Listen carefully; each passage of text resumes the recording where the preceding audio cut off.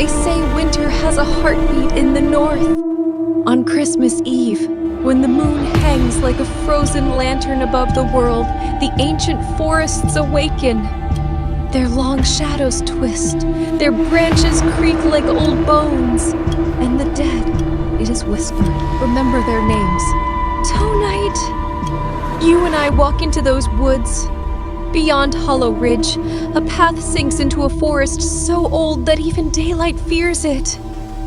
Blue fog crawls between trees as tall as cathedrals, and fireflies drift like lost souls searching for warmth. The villagers call it the Nightroot Forest, a place where Christmas carols die in your throat and breath turns to frost before it leaves your lips. Years ago, before the hymns and lights of Christmas ever reached this land, the forest belonged to something else. Something with claws, something with hunger. Deep inside Nightroot, the moon revealed a trail of pale blue lights flickering between trunks. Lights that never warmed, only watched. They were said to be the souls of wanderers who stepped off the path. And tonight, one flickered brighter than all the rest. A lone figure trudged through the snow. Era, a young huntress carrying nothing but a lantern and a rust-bitten axe. Her breath trembled. Her boots sank into the cold earth where twisted roots rose like ribs.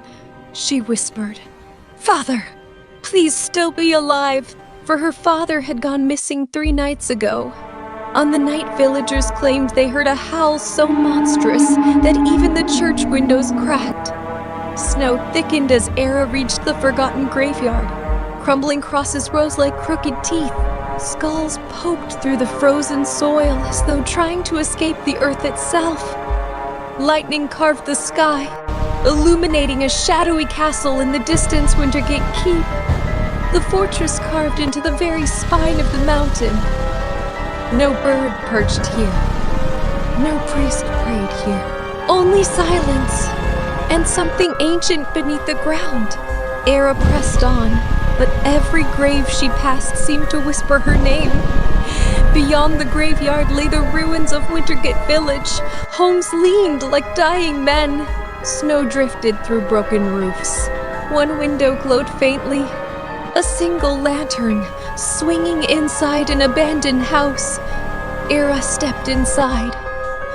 The walls were clawed, deep, jagged scars ripped across wood, across stone, across everything. And on the floor, a trail of blood. Not fresh, not dry, something in between. Like it refused to die. Suddenly, footsteps. Soft, heavy, slow.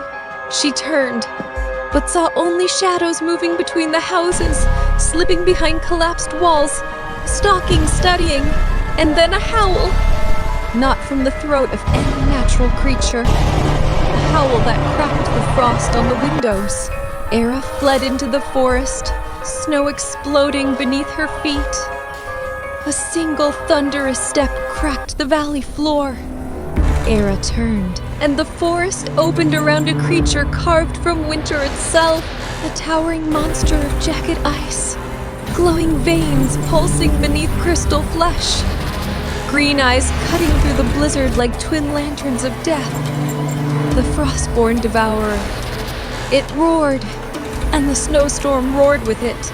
Era sprinted uphill, but the beast gave chase. She struck its knee crack. They splintered like bone. It lunged. Era dove aside. The monster bellowed, swinging a claw that tore her cloak and sprayed snow like shrapnel. She rolled, gasping, blood in her mouth. The Devourer came again. This time, her only chance. Era screamed and drove her sword down with everything she had. Finished the Frostborn Devourer forever. Era fled into the forest. As she proceeds, a miles away behind her, shapes emerged, tall, human once, now twisted. Viking warriors of ancient Wintergate, their armor rusted, bodies hunched, faces hidden beneath furs soaked in old blood. They wielded spears and axes, but not as men, as hunters serving a master. Their growls shook the snow from branches. Era ran uphill toward a faint blue glow, the entrance carved into a cliff of black stone. Wintergate Keep rose like a giant monument of forgotten gods. Its doors were carved with runes of warning, runes that still pulsed faintly beneath layers of ice. Waterfalls froze mid-fall, catching moonlight like crystal daggers. Era entered. Inside, torches lit by no human hand flickered alive.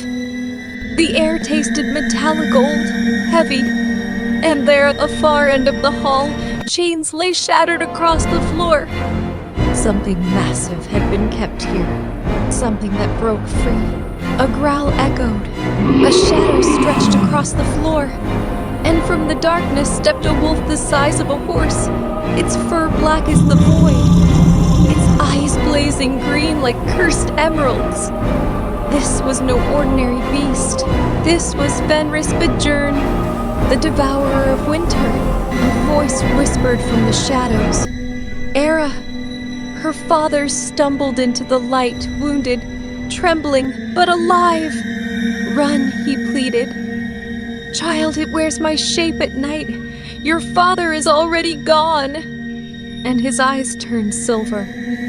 Not human silver, wolf silver. Fenris Bajern paced around them, circling like a demon admiring its prey. Legend said that on Christmas Eve, when families gather in warmth and light, the Wolf King awakens to devour those lost in the cold. For centuries, Wintergate offered sacrifices to keep him chained. But tonight, the chain had broken. Snow swirled through the shattered hall like ghosts dancing. Era raised her sword. Her father knelt before her, tears burning his cheeks.